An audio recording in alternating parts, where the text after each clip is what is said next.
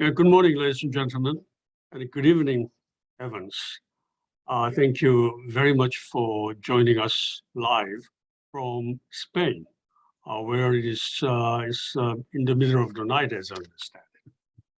I'm so very happy today to have a distinguished speaker and a friend of many Koreans, including myself, Mr. Evans Revere, as our special guest, who is perhaps the most respected expert in the area of geopolitical and diplomatic issues on East Asia. I'm confident that his exceptional insights will help us better understand one of the most critical and timely issues facing us now, which include US-Korea alliance, US-China relations, North Korea, and US-centric alliance system in the region. At the time of rising geopolitical tensions and uncertainties. Before his speech, allow me to say a few words about Mr. Revere's exceptional credential. After graduating with honors from Princeton University,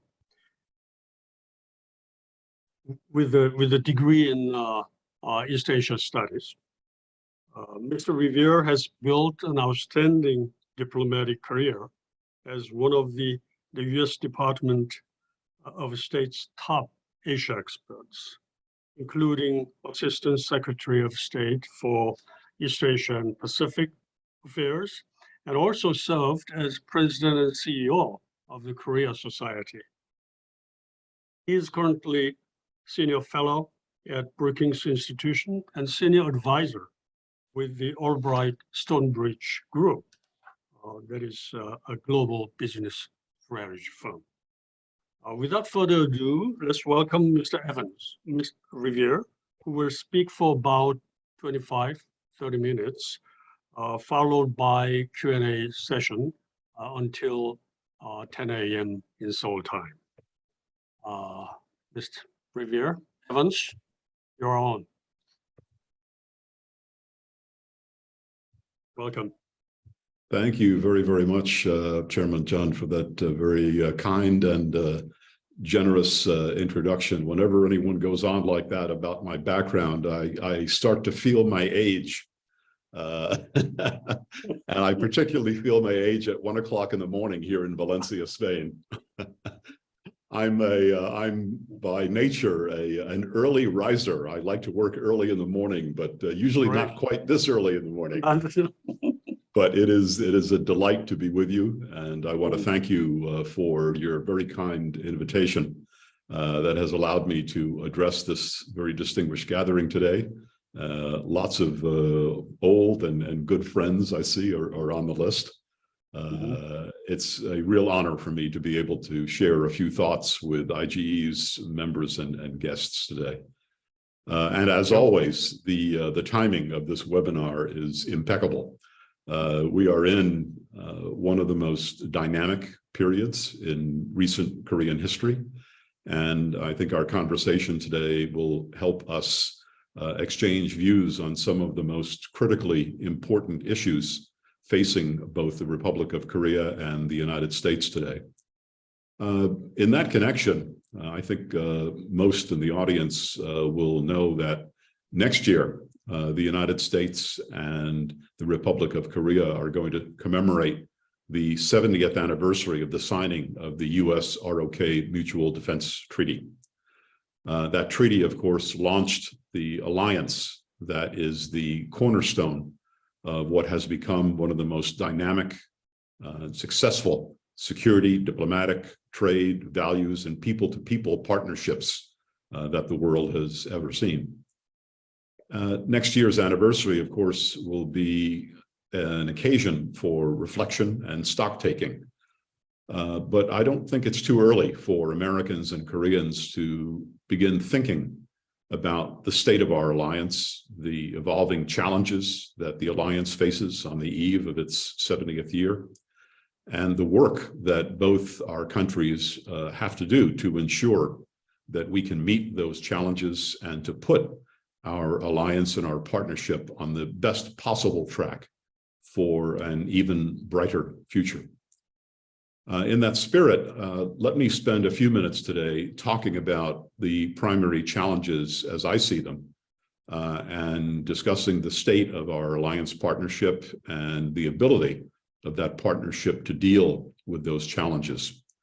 And today I'll conclude my remarks by offering a few thoughts on the future direction of our partnership based on the foundation that we are obviously building today. Not surprisingly, the most immediate challenge for the alliance remains the one posed by North Korea. It's not an exaggeration to say that the threat that we face from Pyongyang today is evolving in a very troubling and very dangerous new direction. Today, as we look at North Korea's nuclear and missile capabilities, and particularly as we reflect on North Korea's very threatening rhetoric and its emerging nuclear strategy, I think it's time for us to speak very frankly about what we are facing. It's also time to rid ourselves of any false hopes and illusions that we may have.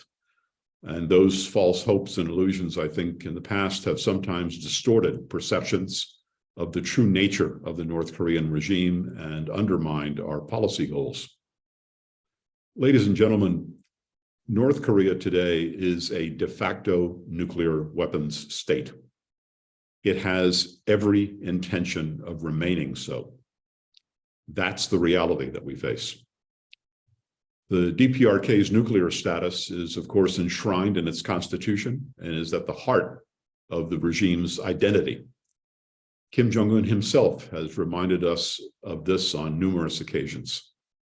In speeches to party conferences, for example, he has exhorted the country and its military to develop a wide range of tactical and strategic nuclear weapons, missile delivery systems, and other technologies designed to make North Korea a formidable nuclear-armed state.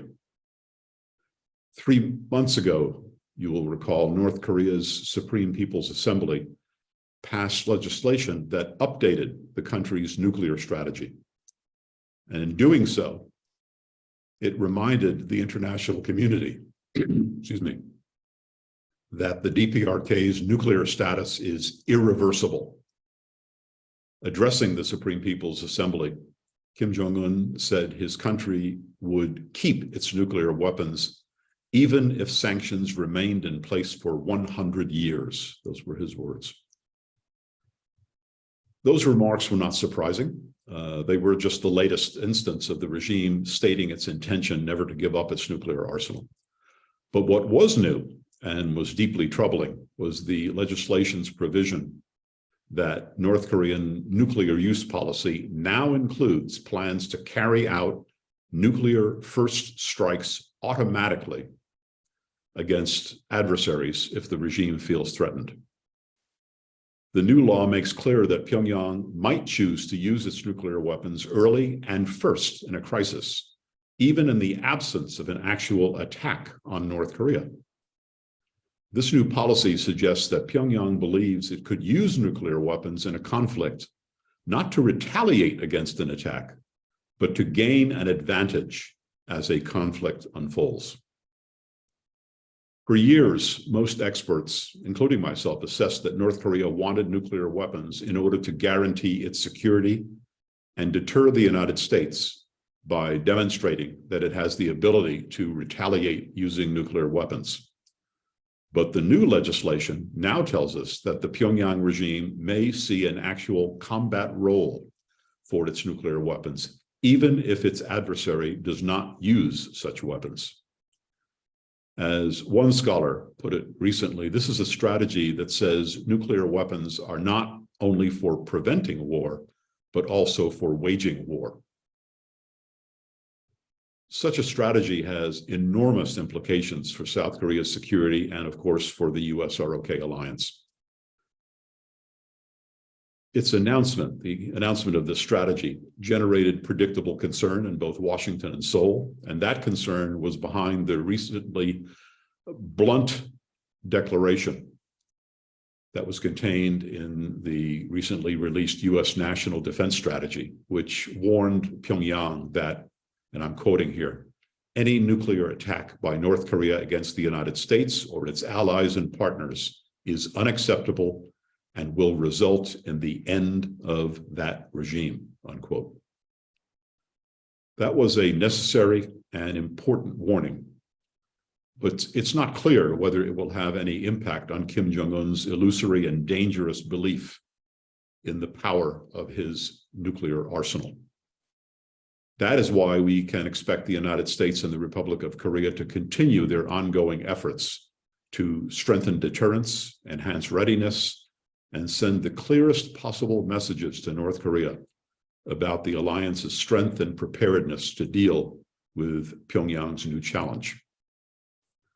Meanwhile, a collateral challenge to the alliance and to the international nuclear non-proliferation regime is the fact that Pyongyang now definitively rejects any discussion of denuclearization.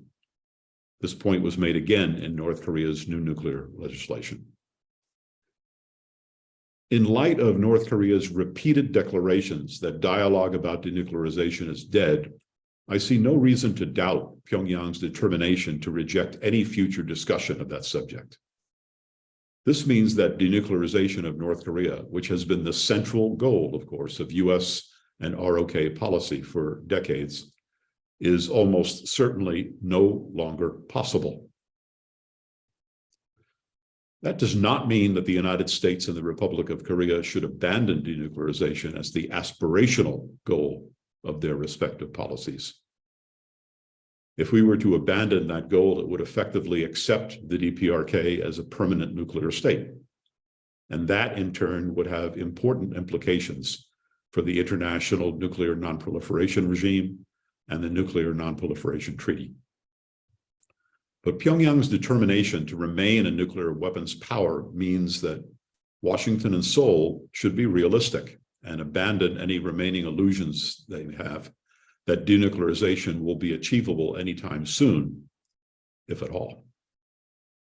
Years of efforts by the United States and South Korea to achieve the denuclearization of North Korea have failed, not because these efforts were lacking in sincerity, and certainly not because the United States and the Republic of Korea failed to put sufficient inducements on the table.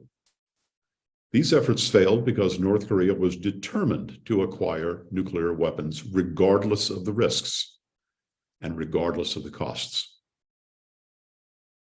No combination of assurances, inducements, rewards, or commitments that the United States and South Korea made over the years was able to prevent Pyongyang from reaching its goal to become a nuclear power.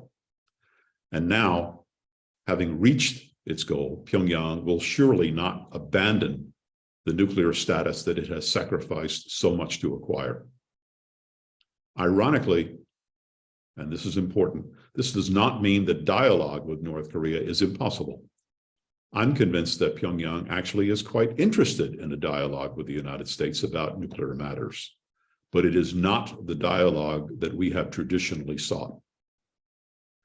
Having achieved its goal of becoming a de facto nuclear weapons state, North Korea now seeks international acceptance of that status.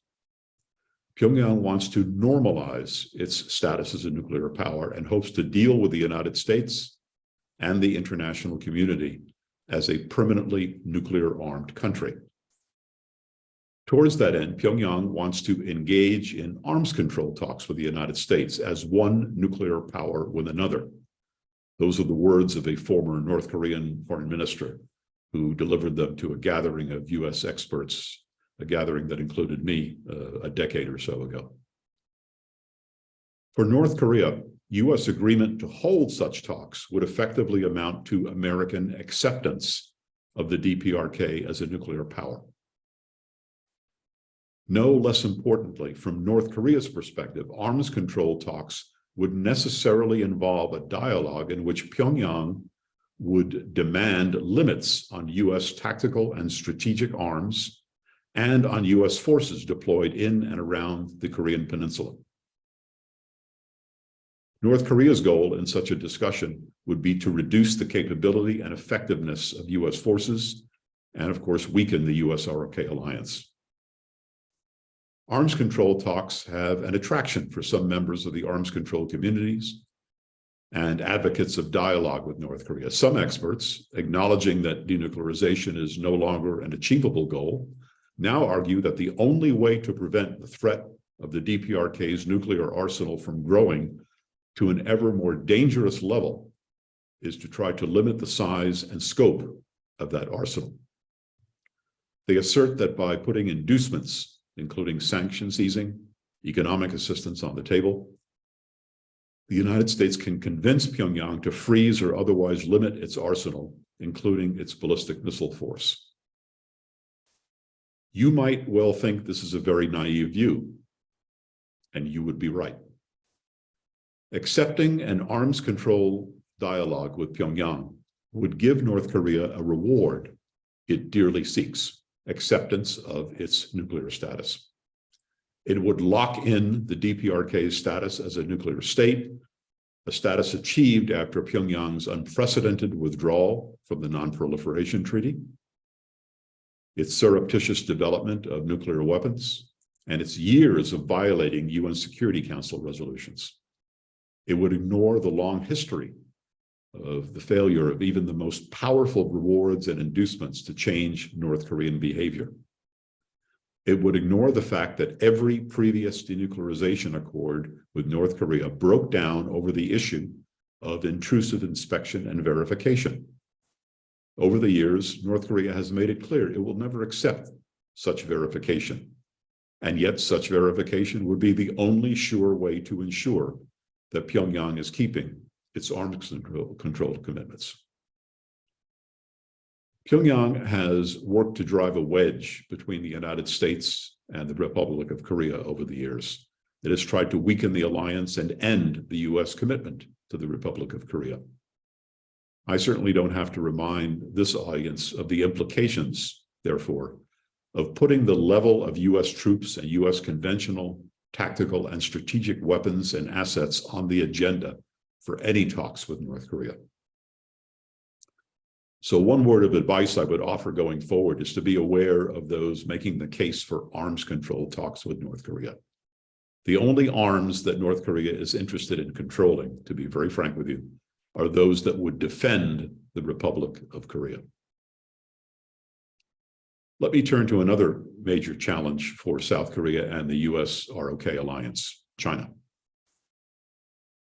This challenge is manifesting itself in important ways, including the rapid growth of China's military capabilities, the PLA's more aggressive posture in the South and East China Seas and in the air, China's expansive territorial sea claims, including in the Taiwan Strait, and its aggressive regional posture, Beijing's pressure on Taiwan, and the authoritarian tilt that we have witnessed in internal Chinese politics and in its leadership dynamics. Also of major concern is China's pseudo-alliance relationship with Russia. Beijing's efforts to replace the rules-based international order with one that would allow the PRC to exercise greater regional, if not global, dominance. And of course, the implications of China's aggressive regional approach for US-led efforts to maintain a free and open Indo-Pacific region. For South Korea and the US-ROK alliance, the rapid improvement in relations between the PRC and North Korea that we've seen since 2018 has seen China once again become Pyongyang's major benefactor, protector, and guarantor. Pyongyang can now count on China and Russia to prevent the UN Security Council from taking action to strengthen international sanctions on the DPRK. At the same time, China's willingness to look the other way as Chinese business entities violate UN Security Council sanctions and as Chinese territorial waters are used to allow North Korea to violate those sanctions is very worrisome. No less troubling is Beijing's rhetorical silence on the DPRK's nuclear weapons program and Pyongyang's unprecedented expansion of nuclear-capable ballistic missile testing. Indeed, what little China has said about these matters has suggested that the problem lies not with North Korea, but rather is the fault of the United States for not understanding North Korea's security needs. China's more assertive military and diplomatic posture in the Indo-Pacific region and its authoritarian turn at home have coincided with the growth of illiberalism and anti-democratic sentiment that we are witnessing, including in parts of Europe. This has amplified concerns that China is allying itself with forces that pose a challenge to the rules-based international order. South Korea's sensitivities when it comes to relations with China are, of course, very well known. As a major trading partner, a powerful neighbor, and, of course, an ally of North Korea, China naturally figures prominently in South Korea's strategic thinking. As a result, Seoul has often been cautious in taking steps that might alienate or irritate the PRC. And in recent years, the growth of strategic rivalry and intense competition between the PRC and the United States had prompted Seoul to become even more cautious and determined to avoid having to make a choice between its treaty ally and its largest trading partner. But as the concerns of many other regional actors, including Japan, Australia, and India, about China's intentions and capabilities have grown, and as Europe's worries regarding China have intensified, the mood in South Korea seems to have shifted. Numerous polls now show growing popular support for a more distanced or balanced relationship between the ROK and the PRC, and greater willingness on the part of the South Korean people to support the idea of working with others quietly, and sometimes not so quietly, to push back against the PRC, and specific to the PRC specifically, and of course, illiberalism in general. The transformation of South Korean thinking about China is ongoing, but under ROK President Yoon, the outlines of a more China-skeptical approach have become clear. Seoul's new leadership has made clear that its priority will be to develop an even closer strategic relationship to the United States, even as it seeks a proper and balanced relationship with Beijing. President Yoon's highly successful summit with US President Biden in May of this year found the Korean president in comfortable accord with Washington's Indo-Pacific strategy, including the new Indo-Pacific Economic Framework, and other steps by Korea to enhance coordination and common cause with elements of this strategy, including the Quad, seem likely in my view. In June, President Yoon's unprecedented participation in the NATO summit in Madrid here in Spain sent a very strong message of support for NATO's security agenda. That, of course, was also surely a message to Russia.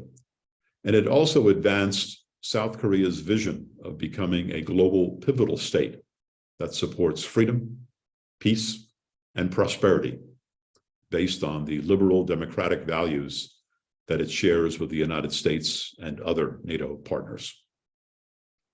Gradually, Seoul seems determined to demonstrate its solidarity with like-minded democracies in a manner that President Yoon's predecessors generally avoided. This emerging posture has sent a clear message to both Moscow and Beijing that the ROK no longer intends to be shy about showing where its sympathies lie.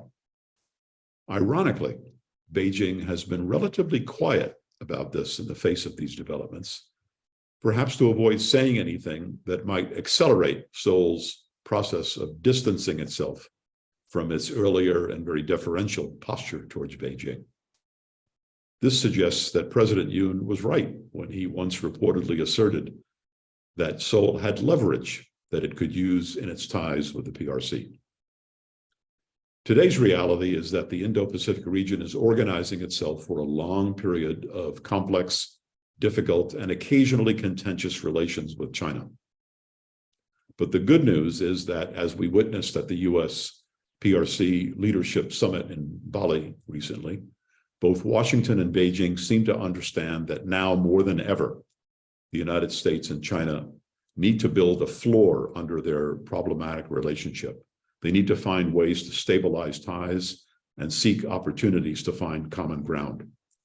In this connection, U.S. policymakers, I think, are going to continue to seek and benefit from the advice and support of their South Korean counterparts, who certainly know a thing or two about China. Relations with Japan and managing differences with Tokyo over history and the legacy of Japan's imperial occupation of Korea are yet another challenge facing South Korea today. This is also a challenge for the United States, which has pointedly pressed both Seoul and Tokyo to find ways to bridge or bury differences and enhance bilateral cooperation, and of course, trilaterally with the United States in the face of a rising threat from North Korea. It's not unfair to suggest that North Korea has ironically been a helpful partner in breaking down barriers between Japan and the ROK by reminding Seoul and Tokyo of their shared interests and their shared fate. Pyongyang's rising nuclear and missile threat, its testing of nuclear-capable ballistic missiles that are being developed to target military bases and population centers in South Korea and Japan, and the prospect that Pyongyang will soon resume testing nuclear weapons have all contributed to a growing sense of threat in both Seoul and Tokyo, and also to a tacit understanding between the two that their cooperation in partnership with the United States is more important than ever. Both Tokyo and Seoul have been actively engaged in behind-the-scenes dialogue aimed at resolving differences over key historical issues, including the very thorny problem of whether and how to compensate Koreans who engaged in forced labor during World War II. This dialogue will take courage and leadership in order to succeed. There have been reports that some progress is being made, and there appears to be a willingness to compromise on the part of both South Korea and Japan. So there is reason to be optimistic about this dialogue. Meanwhile, U.S. ROK Japan coordination and cooperation on North Korea is at an unprecedented level. The trilateral leadership summit that took place among President Biden, President Yoon, and Japanese Prime Minister Kishida in Phnom Penh last month was the latest and best example of how trilateral cooperation has accelerated and expanded. This coordination has sent an important message of solidarity, both to Pyongyang and to its treaty ally, the PRC. It has also reminded the PRC that Pyongyang's provocative behavior and China's unwillingness to use its leverage over its ally will inevitably lead to new deployments by the United States and new levels of trilateral security cooperation that China is bound not to like. Put another way, Pyongyang's excesses are going to make China's security calculus much more complicated. Unfortunately, time constraints today won't allow me to address other challenges that confront the alliance and the U.S. ROK partnership, including issues like OPCON transfer, defense cost sharing, and trade-related concerns, including very important South Korean concerns about the U.S. Inflation Reduction Act. I look forward to your questions about these issues and others as well after my presentation. But the challenges I have addressed so far remind us that there is much work to be done by both Washington and Seoul as the alliance enters its 70th year. The bad news is that some of these challenges, particularly that posed by North Korea and its nuclear capability, are existential in nature, and there's no room for error as we try to manage them. But on the other hand, there is some very good news. The level of dialogue, cooperation, transparency, and shared vision between the United States and the Republic of Korea has never been better than it is today. This is the foundation that will ensure that we remain on the same page, that we coordinate closely, and that we take each other's concerns fully into consideration going forward. If we do that, we will succeed in tackling all the challenges I've mentioned and more. Ironically, we reached this important level of cooperation and coordination after going through one of the most difficult periods in our bilateral relations and one of the most turbulent periods in our alliance relationship. It was not long ago that Korea was led by an administration that often seemed to prioritize its ties with Pyongyang more than it did its own security and its relationship with the United States. And all of us remember how troubling it was for the United States to be led by a president who thought little of the US-ROK alliance and frequently made clear his contempt for Korea. But democracy is a wonderful thing, and voters in Korea and the United States have put in place leaders whose commitment to the alliance is strong, whose opposition to authoritarianism and illiberalism is firm, and who are determined to take the US-ROK partnership to a new level. Washington and Seoul are once again on the same page. Transparency and close coordination are happening every day, and the shared values that have always formed the core of our partnership have once again returned to center stage. So let me conclude my remarks by saying, as a longtime observer of the US-ROK relationship, that there is every reason to be optimistic about the future of the US-ROK alliance partnership. Thank you very much. Thank you very much, Evans, for your brilliant presentation. Now I would like to proceed with discussion on some topical issues with distinguished invited discussants. We have three discussants for you who are all close friends of yours. They were very anxious to see you even virtually today. Now, I would like to first invite Dr. Yu Jang-hee as a professor emeritus, Ewha Women's University, and former chairman of the Korea Commission on Shared Growth, as well as president of Korea Institute for International Economic Policy, KIEP. Dr. Yu, you're on. All right. Do you hear me all right? Perfectly. Okay, great. Hi, Evans.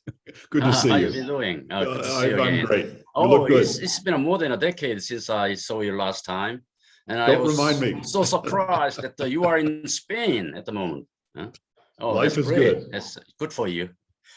And I am absolutely going along with you on the issues of US-China relationship and then the US-Korea relationship and Korea-China relationship.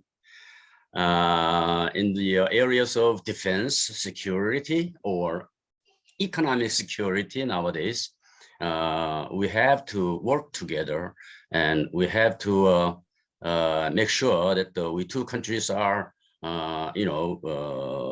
sharing the same values and same philosophy in dealing with China. But on the other areas, such as like arts and sports and leisure industries and tourism and even education or religion, all these sort of areas outside politics or securities or economics, the private sector in Korea is still going along with the Chinese private sector pretty well. Even the Chinese private sort of foundation in dealing with like China's sports asks the Korean sports industry, saying that we would like to learn how the Korea was doing that good in the football games, like World Cup games. The Korea won like one of the positions in the 16th strongest countries of the world. So what do you think about the Korea's like maintaining close relationship with China in these areas? other than like outside, outside the security or politics or defense or economic security and the like. Would you describe the position of the U.S. government about the Korea's attitude dealing with in these other areas? Well, thank you. That's a very thoughtful intervention and an excellent question. I certainly can't speak for the United States government. I don't do that anymore. That's why you always see a smile on my face, because I don't have to speak for the government anymore. Okay, yeah, I understand that. The point you make is a good one. I think, quite frankly, it's important to try to keep as many channels open as possible, to continue exchanges with the PRC, to continue to find ways that we can explore areas in which we can maintain as stable a relationship as possible with China going forward. I think if you were to ask most people in the United States government, they would probably agree with that. One thing that came out of the recent exchanges between the United States and the PRC was a bilateral recognition of the need to do precisely that. And so I think that's the process that's been set in motion by the US and PRC leaders as a result of their recent summit. It's one of the reasons why my good friend and colleague Dan Crittenbrink is in China right now, with a couple of other my good colleagues and friends from my days as a diplomat, talking to the senior leadership and basically teeing up the prospect of a visit and a discussion by Secretary of State Tony Blinken, another good friend. But the point that you make about cultural exchanges, et cetera, is a very, very good one. Ironically, it's China that has, in recent years, put pressure on South Korea in terms of shutting down certain areas of exchange by preventing South Korean films from being screened, for example, right. and preventing certain aspects of South Korean culture from being shown because of China's irritation with South Korea. And that's unfortunate, I think. But to your general point, I think it's important to keep these channels open. South Korea has a tremendous amount of soft power, whether it's football, whether it's BTS, whether it's K-pop, whether it's art, whether it's music, tremendous soft power. And if the Chinese are looking for good football tips, they can certainly look to South Korea. They can also look to little Morocco, just across the water from where I live here. Right, that's right. If the Chinese want to find out why 1.4 billion people can't produce a world-class football team, Korea and Morocco should be able to help them. Okay, all right. Thank you. Else? That's it? All set? Okay. All right. Thank you very much, Dr. Yu Jung-hee, for your excellent question and Mr. Revere's response as well. And I would like to move on to next discussants. Professor An Chung-young, who is a distinguished professor at Graduate School of International Studies at Chungang University, and former chairman of Korea Commission for Corporate Partnership, for his comments and question. Okay, Professor An. Thank you very much, Dr. John. Mr. Evans Revere, good evening. Well, I'm good evening or good morning. Good to see you. I'm so delighted to meet you virtually. I still vividly remember we both participated together in the Opinion Leaders Seminar in Washington, D.C., organized by the KEI and KIEP, when I was the president of the KIEP. Thank you very much for your very insightful presentation on the Korea-US relationship. Well, I'm, in a sense, a novice on the nuclear issues, but at the hearing, your deep analysis on the North Korean nuclear situation, I'm really getting chilled, and I'm, feeling sort of the fearful development of North Korean situation. Well, as you said, if we grant North Korea as a de facto nuclear power, and then US and Korea, we are ready to, by having extended deterrence by bringing nuclear strategic assets so on into Guam and so on. But a good deal of Korean community, intellectual leaders now claim that, hey, to ensure a true deterrence against North Korea, South Korea should go also for nuclear by ourselves. And, there is a very strong sentiment, along this line. So what is your view on this, South Korean position? We should make it ourselves a nuclear power so that we can equilibrate a North Korean, the nuclear power status. That's first question. And the second one, you mentioned that Korea and the US really the strategic partner in security area. And also, we are a strategic partner in the economics, trade areas too. You briefly mentioned about the Inflation Reduction Act. Well, unless the Hyundai Automotive Company given a 2 years grace period in receiving the consumer benefit, and then I think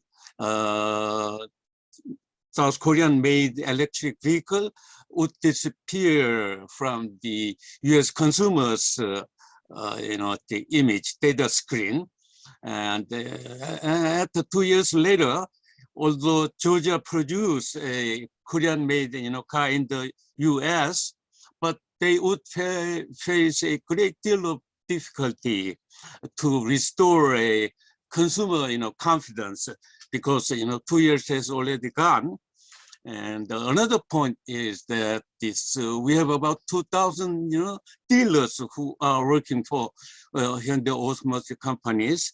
If 2 years period gone, and all those US dealers plus their dependent would be unemployed, this is a serious problem for the American workers.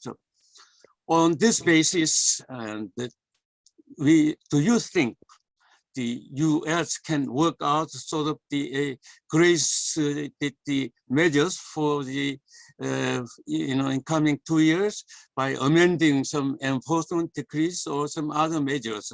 Well, in fact, the President Biden mentioned that the Inflation Reduction Act contains some flaws when he met the President Macron. So in this regard, I think the US come up with very some specific recommendation to ensure the Korean automotive the vehicle can be on the US market.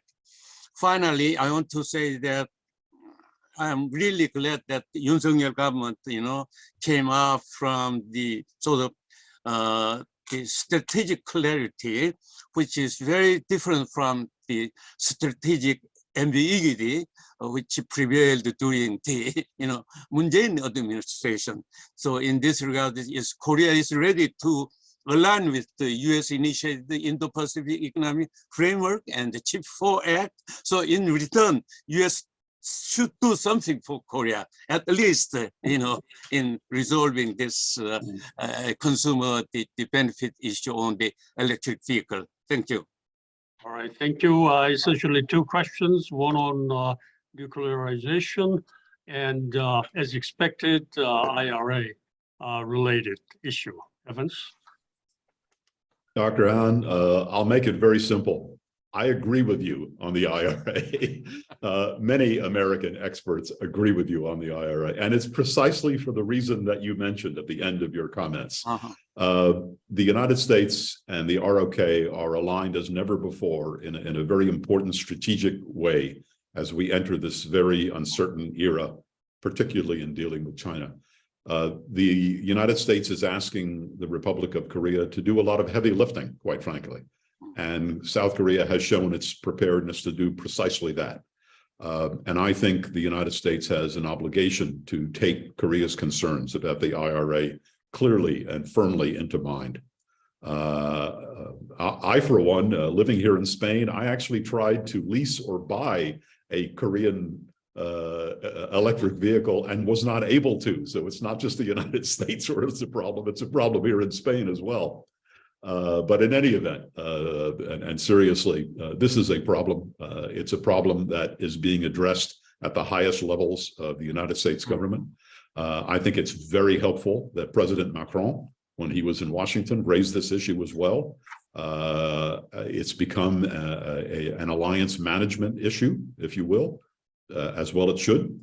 And so I have every confidence that this issue is now, as we say, on the screen of American leaders, including the President of the United States.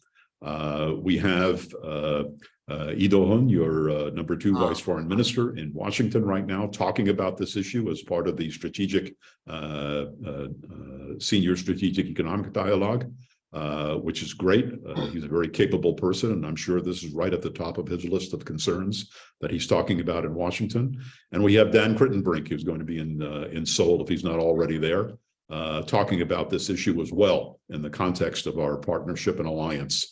So both countries are engaged on this issue, and I think there are steps being considered that I hope will move this issue in a very positive direction. But we certainly have the intention of the senior levels of leadership in the United States government. I can't tell you how it's going to play out, but people are engaged on this. And I'm confident that a way will be found to go forward.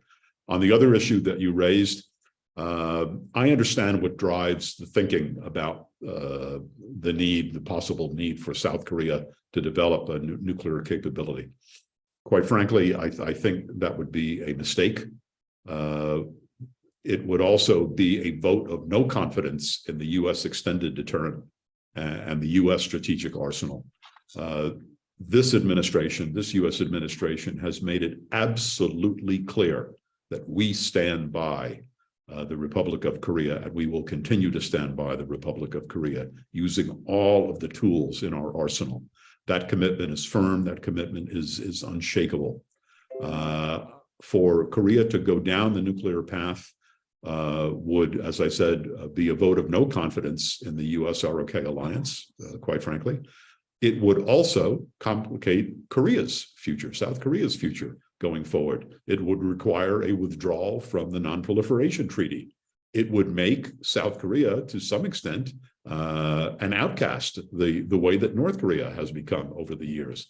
I don't know that that's a path that South Korea needs to go down or should go down at this point. I think the important way to resolve this is to make the alliance and the U.S. commitment even stronger than it is, and to develop other mechanisms that will provide South Korea with the assurance that it needs, that the deterrent is there, and the deterrent can and would be used in the event of a crisis. And there are many, many ways that we can do that. We do it in Europe very effectively. And so we ought to think about expanding our dialogue about the extended deterrent to find ways to provide South Korea with the assurance and reassurance that it needs. All right, thank you. Okay, Mr. Revere, can I ask one question? Follow-up question, Dr. John? Yes, please. Yes. Okay. Okay. Mr. Revere, in case of Japan, U.S. has allowed reprocessing of the nuclear waste, so that the Japanese is capable of manufacturing, many nuclear hubs if they wish, and if U.S. allows. But in case of Korea, U.S. consistently constrained Korea's effort to reprocess of nuclear waste? Why the difference between two countries? Well, this would require a whole new seminar to talk about the history of this issue. But frankly, the issue of Korea's development of a nuclear weapon is part of the background to this, quite frankly. We're among friends, let's speak frankly with each other. There was an effort in previous years to go down that path. And I think the legacy of that continues to haunt us going forward. I think that's one of the concerns here. But I don't know that that's the right way to look at this, because the anti-nuclear sentiment in Japan is very, very strong. And it's hard to imagine Japan exploiting, if you will, its ability to reprocess nuclear materials for fuel purposes, going down the nuclear weapons route. I just can't see that happening. Mm-hmm. Okay, Right. thank you. Okay, thank you, Professor Han, for your stimulating questions.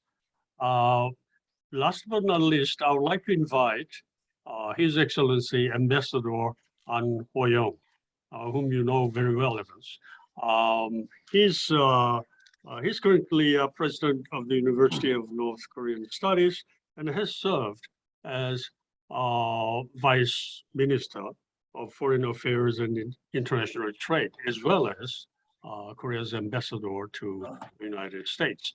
Ambassador Han, rest of our time will be yours. Thank you. Well, Ambassador Revere, such a pleasure to see you again.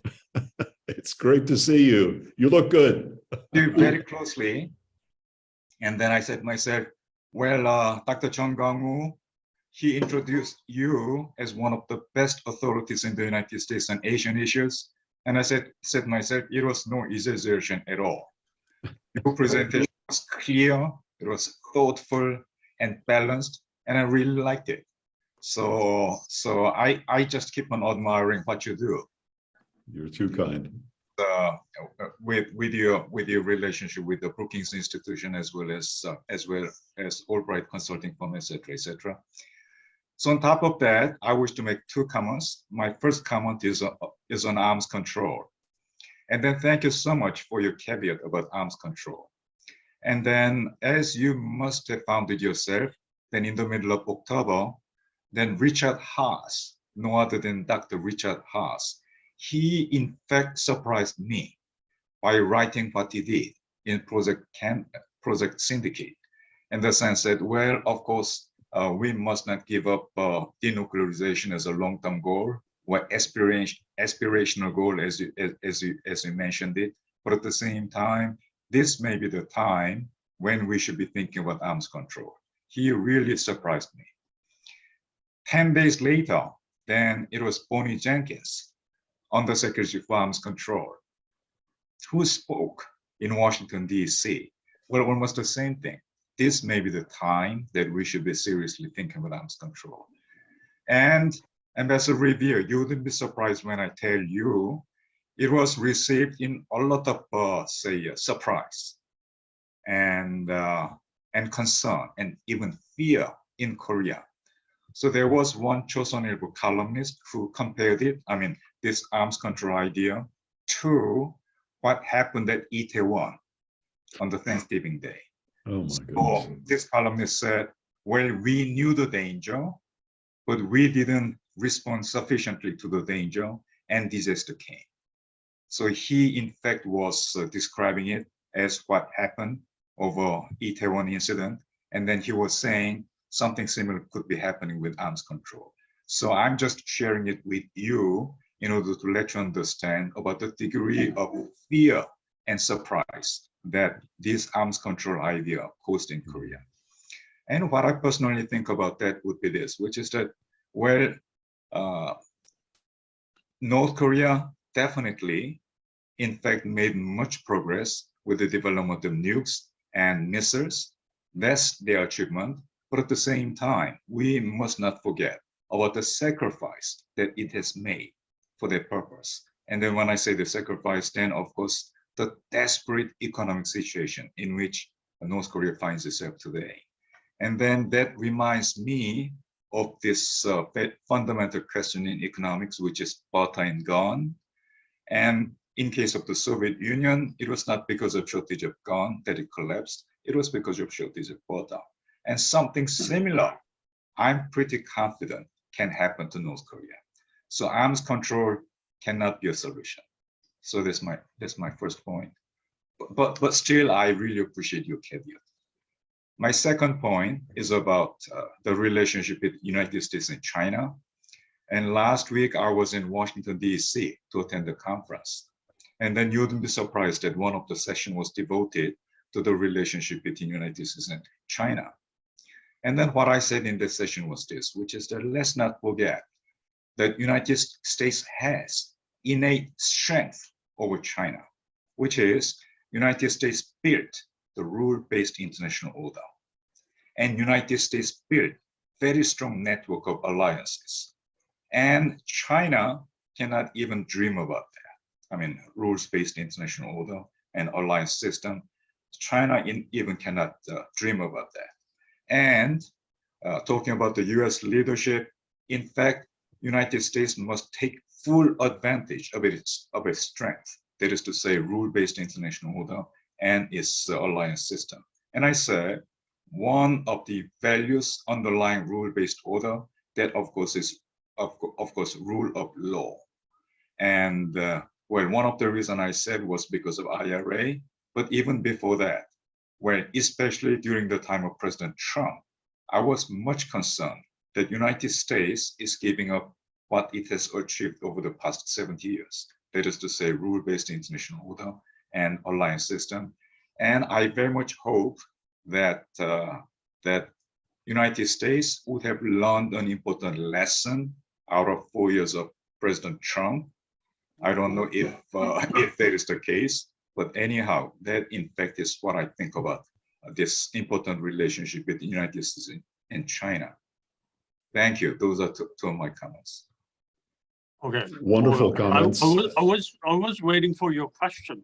Well, Dr. John, as a matter of fact, I don't have any question. Excellent. That's good. Right. That's good. I was about to say that please let us have your questions so that we can let Evans have some sleep overnight over there. Well, as a matter of fact, right. I think Ambassador Revere could be commenting upon my comments. All right. Excellent. Okay. Thank you very much. I will do exactly that. Well, first of all, I should say I agree with everything that you just said. I began warning people about the danger of going down the arms control path 12 years ago. And I did it after that meeting with the North Korean foreign minister in New York, in which he mentioned that that was their goal. And I was stunned. I was sitting next to Henry Kissinger when he said those things. And Kissinger and I looked at each other and we both had the same reaction. We now see what the goal is, what the game plan is. It was clear 12 years ago. And I've been telling people and warning people ever since. And now here we are. I share your fear. I don't share your surprise. I'm not surprised that some of these people are saying these things, and you're going to hear more. The good news is that I think there are some very sensible people in Washington who understand the danger of going down this path, and they share the views that I expressed in my remarks today. On China, I completely agree with you that the United States has something very powerful and very dynamic that China does not have and never will have. And that is our partnerships and relationships around the world, and the fact that we stand for some principles that are shared by so many. You know, it occurs to me that if you're looking at the world from China's perspective, and the best that you can do is to have partnerships with Iran, North Korea, and Russia, you're not having a good day. And I feel a lot more confident about where we and the democratic world stand, and where we will stand going forward. Regarding the 4 years of Donald Trump, I completely agree with you. Like many other American diplomats, current and former, I was in shock during the 4 years of the Trump administration. I have never seen such an abdication of American leadership and American values and American concern for our partners and allies as we witnessed. The good news is, as I said, the American people have spoken, and there's a very different administration in Washington right now. I think we've seen the last of Trump and Trumpism, thank goodness. But it's a lesson to us all. It's a lesson to us all. The good news is that, as I said in my remarks, the alliance has never been in better shape than it is right now. It's going to get even better, and I'm very confident of that. But thank you for your excellent remarks, as always. Okay, thank you, Ambassador Ahn, for your excellent comments and perspectives that you shared with us as well. Thank you very much. It's time to close, but before I let Evans go, perhaps I may have a quick question, final question for you. Sure. Going beyond, a little bit beyond Asia Pacific, perhaps. The latest development on diplomatic front, perhaps Chinese President Xi Jinping's state visit to Saudi Arabia. That has been widely covered around the world and also in Korea. How significant is it, if any, this sort of Sino-Saudi relationship, apparent strengthening of China's relationship with Middle East would have any sort of implications for Asia Pacific area? We're seeing China breaking out of its self-imposed isolation, in which basically Xi Jinping didn't go anywhere for quite some period of time. So part of this is driven by the fact that as the COVID self-imposed restrictions begin to be eased in China, we're starting to see the Chinese begin to open up a bit. And so part and parcel of that is more diplomatic activity on the part of President Xi. But part of it is also strategic. You're seeing not just meetings with the Saudis, but others in the Middle East, senior level encounters with African countries, et cetera, Latin America, et cetera. This is all part and parcel of a more assertive, aggressive effort on the part of the Chinese to increase their profile and to try to play a more engaged game in various regions simultaneously, and to move away from the single-minded focus on just the Indo-Pacific region. It's a natural development for the Chinese to begin reaching out this way. It's a natural development for them to try to develop new types of partnerships. But once again, I think there are limitations to what the Chinese have to offer. I think the flaws and the drawbacks and the burdens of the Belt and Road Initiative are now obvious to everybody. And so I think the Chinese are trying a different tack right now because they realize that perhaps the Belt and Road Initiative has gone as far as they could possibly push it.